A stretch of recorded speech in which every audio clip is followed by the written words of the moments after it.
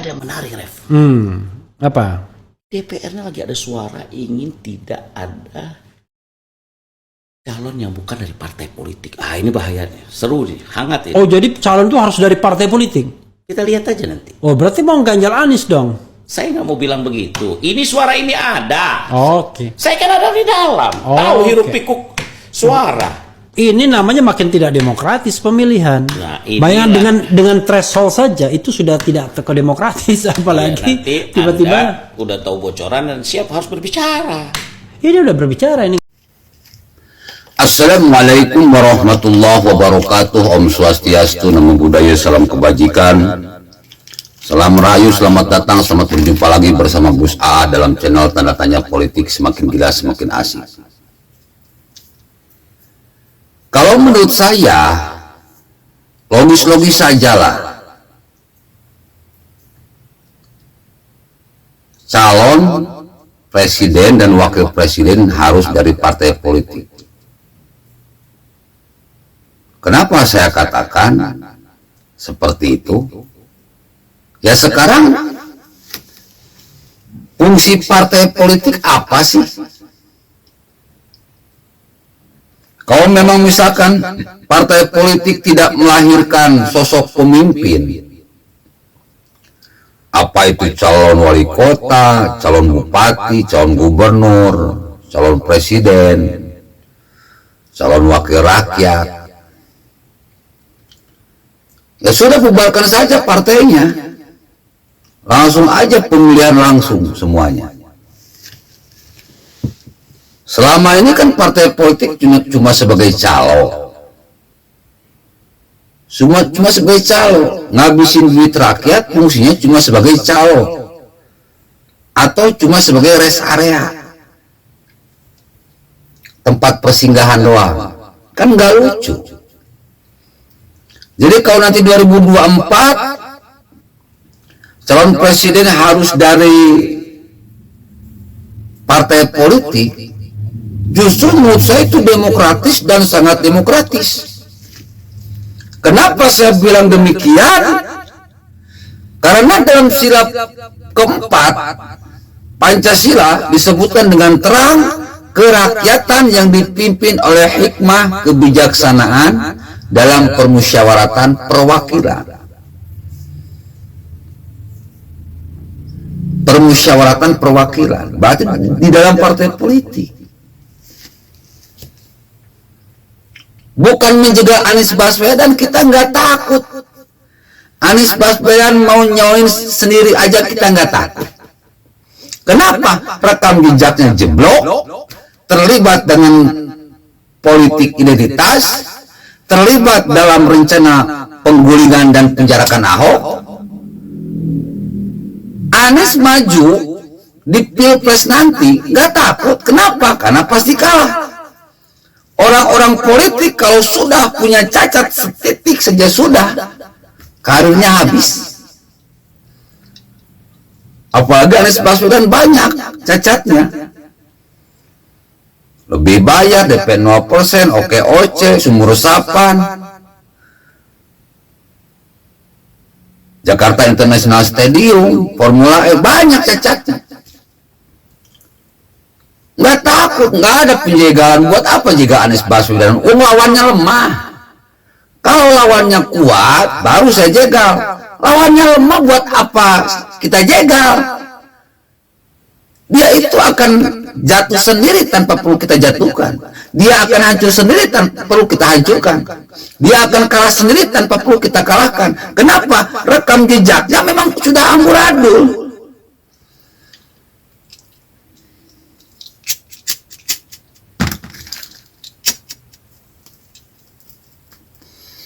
PKS ini brengsek, sudah kayak katakan, dia ini sama dengan mata-mata. Rahasia negara di blow up di media sosial, kan kurang ajar. Kalau di dalam sidang kalah ya sudah diam, kalau jadi anggota DPR jangan dibawa keluar. Kalau dibawa keluar berarti bikin gaduh. Kan brengsek orang PKS ini.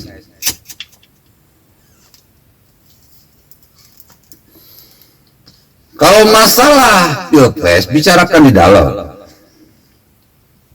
Kalah suara ya sudah. Jangan seperti iblis, menentang dan menantang, bikin ribet dan bikin ribut.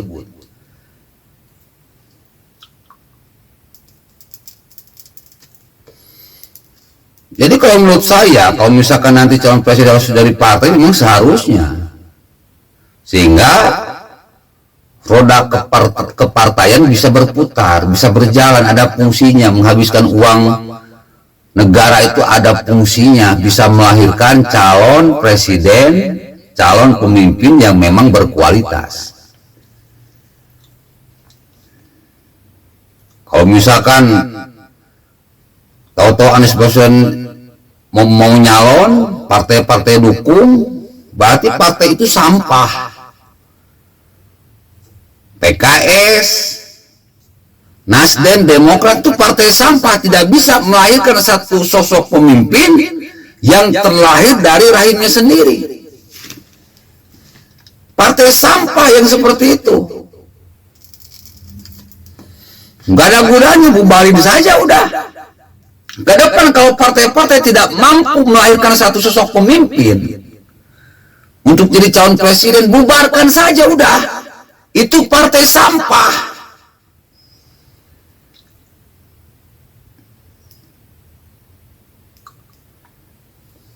Kan aneh gitu ya. Udah makan duit rakyat banyak, cuma dukung doang, hanya demi dapatkan suara, dapatkan kursi di Senayan,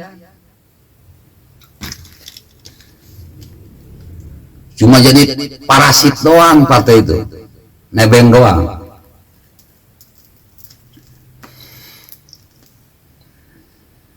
Partai yang bagus itu seperti PDIP bagus, bisa melahirkan calon-calon pemimpin yang memang kredibilitasnya dan kerjanya bagus. Yang lain sampah kalau menurut saya. Kenapa tidak bisa melahirkan satu calon dari rahimnya sendiri untuk menjadi pemimpin yang bisa bersaing di pilpres?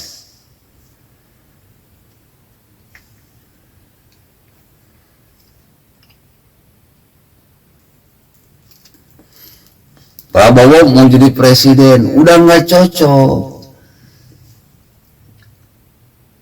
Prabowo presiden, Jokowi wakil presiden, udah nggak bisa.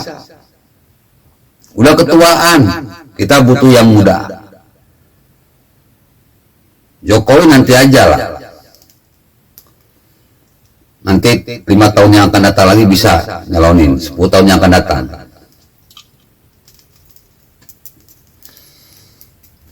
Nggak usah Jokowi jadi wakil, itu namanya merendahkan harkat dan martabat seorang Jokowi.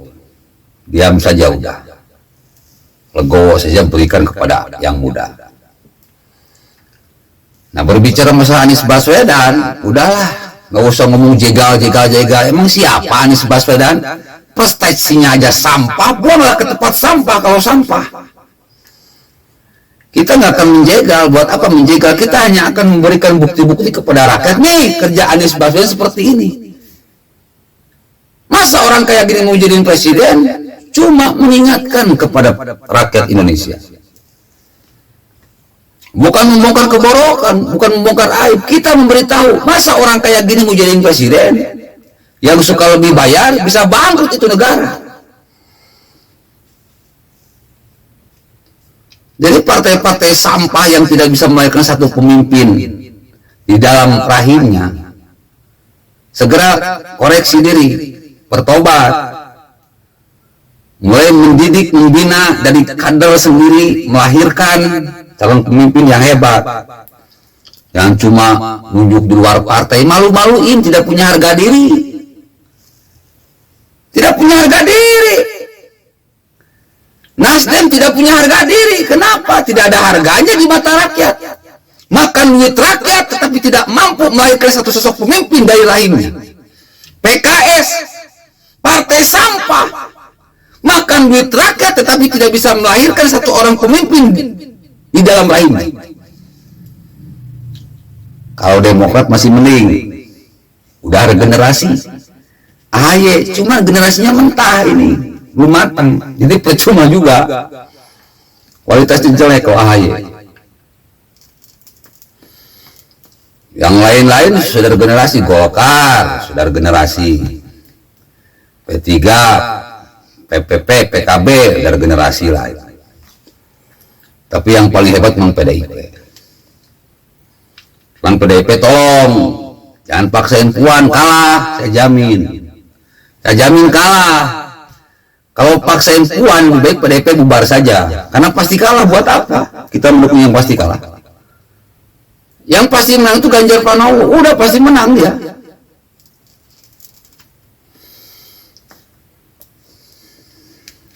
Tapi saya yakin PDIP nggak bodoh. Karena PDIP Partai Wong Cilik akan mendengarkan suara Wong Cilik. Assalamualaikum warahmatullahi wabarakatuh.